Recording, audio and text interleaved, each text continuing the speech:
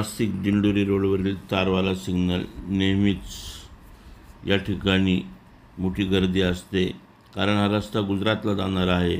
या ठिकाणी दिवसभर कोणताही पोलीस कर्मचारी या ठिकाणी राहत नाही।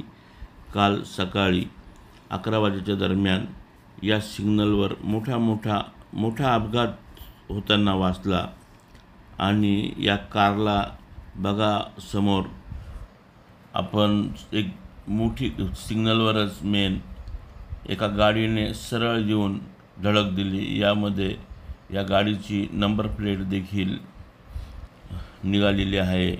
यामध्ये दोघी ड्रायव्हर यांच्यामध्ये वाद झाला। अक्षरशः गाडी या ठिकाणी टच झालेली आहे आणि मध्ये बसलेली महिला एकदम बिलकुल आहे। या गाडीमध्ये जवळपास 6 ते 7 जण बसलेले होते।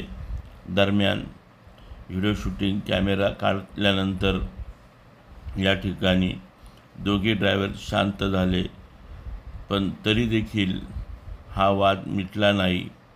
दरम्यान पत्रकार आल्याचे बघून हे वाहन चालक पुढे निघून गेले। पुढे गेल्यानंतरही अजून थांबले व पुन्हा वाद चालू झाला।